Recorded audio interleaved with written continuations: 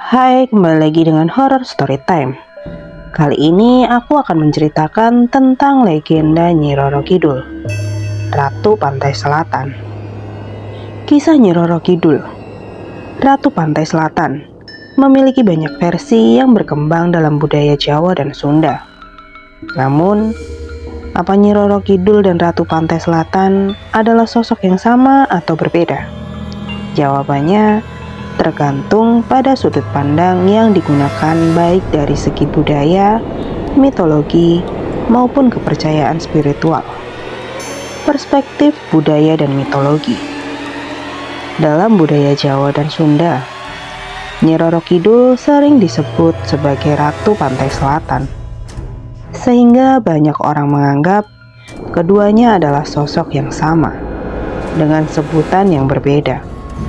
Nyi dalam bahasa Jawa adalah gelar penghormatan untuk perempuan, sedangkan ratu berarti raja atau pemimpin. Namun dalam beberapa versi legenda, Ratu Pantai Selatan lebih bersifat umum, merujuk pada lebih dari satu sosok gaib yang menguasai Laut Selatan.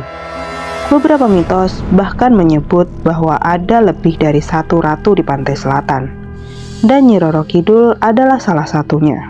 Dari perspektif spiritual dan kejawen, dalam tradisi kejawen, dunia gaib memiliki hierarki tersendiri. Ratu Pantai Selatan sering dianggap sebagai pemimpin kerajaan gaib di Laut Selatan. Tetapi, dalam beberapa aliran spiritual, ada yang membedakan antara Nyi Roro Kidul dengan penguasa lain di sana. Misalnya, Nyi Roro Kidul digambarkan sebagai ratu utama yang memiliki hubungan mistis dengan Raja-Raja Mataram. Nyi Blorong adalah sosok lain yang sering dikaitkan dengan Laut Selatan, tetapi lebih dikenal sebagai panglima atau pengikut setia Nyi Roro Kidul. Beberapa kepercayaan menyebutkan bahwa ada lebih dari satu penguasa Laut Selatan dengan peran yang berbeda-beda. Pendekatan sejarah. Dalam sejarah, tokoh Nyi Roro Kidul sering dikaitkan dengan figur dari kerajaan Pajajaran dan Mataram. Dua kisah yang paling terkenal adalah Dewi Kadita. Dalam cerita rakyat, Dewi Kadita adalah putri raja yang dikutuk hingga tubuhnya penuh penyakit. Ia pergi ke Laut Selatan, mandi di sana, dan berubah menjadi penguasa gaib. Kanjeng Ratu Kidul dan Mataram. Legenda ini berhubungan dengan Panembahan Senopati, pendiri Kesultanan Mataram, yang disebut-sebut menjalin hubungan spiritual dengan Ratu Laut Selatan untuk mendapatkan kekuasaan. Meskipun kisah ini populer, belum ada bukti sejarah konkret bahwa Nyi Roro Kidul benar-benar ada dalam sejarah kerajaan-kerajaan tersebut.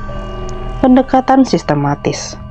Jika ditinjau secara sistematis, mitos Nyi Roro Kidul memiliki pola yang berulang dalam tradisi kerajaan-kerajaan di Jawa. Beberapa elemen utama dalam mitos ini adalah konsep penguasa gaib.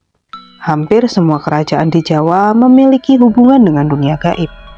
Misalnya, legenda Sunan Kalijaga yang bertemu makhluk halus, atau kisah Ratu Boko yang dikaitkan dengan dunia mistis.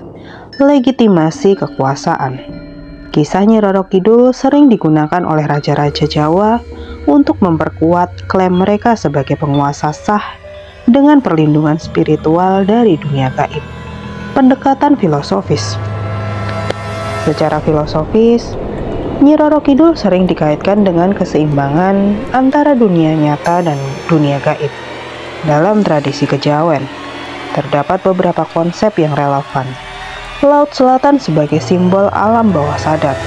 Laut sering dianggap sebagai tempat energi mistis yang tidak bisa dikendalikan manusia, mencerminkan ketidakseimbangan dan kekuatan alam. Hubungan dengan konsep Hindu-Buddha. Kepercayaan terhadap dewa atau makhluk spiritual penjaga laut sudah ada sejak era Hindu-Buddha, seperti kisah Baruna, dewa laut dalam mitologi Hindu, representasi feminisme dan keseimbangan gender. Sosok Nyi Roro Kidul sering dianggap sebagai simbol kekuatan perempuan yang sejajar dengan laki-laki dalam tatanan spiritual dan politik Jawa. Versi keselarasan di era sekarang. Di era modern, terdapat sejumlah orang yang mengeklaim memiliki hubungan spiritual dengan sosok gaib, termasuk Nyi Roro Kidul. Jika ada yang mengaku sebagai titisan, perwujudan, atau memiliki kodam terkait dengan Ratu Pantai Selatan, maka hal ini perlu dinilai dari keserasian jiwa dan raga orang tersebut. Pendekatan ini juga bisa dikaitkan dengan numerologi waktu kelahiran, di mana seseorang yang memiliki hubungan spiritual dengan sosok gaib tertentu diyakini memiliki karakter dan citra yang serasi dengan entitas tersebut. Jika sosok gaibnya bercitra A, maka orang tersebut juga harus bercitra A, bukan B atau C. Dengan kata lain, nilai spiritual gaib seseorang harus selaras dengan nilai pribadi yang mereka miliki. Kesimpulannya, mana yang paling mendekati kebenaran? Tidak ada satu versi yang bisa kita anggap paling benar secara mutlak. Namun, jika ditinjau dari pendekatan sejarah dan sistematis, kisah Kanjeng Ratu Kidul dalam konteks Kesultanan Mataram lebih mendekati realitas karena memiliki jejak dalam dokumen dan tradisi kerajaan.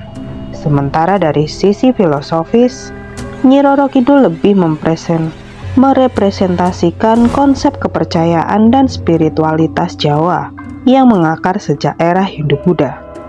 Di era modern, kepercayaan ini tetap berkembang dan seiring dikaitkan dengan keserasian spiritual seseorang dengan sosok gaib.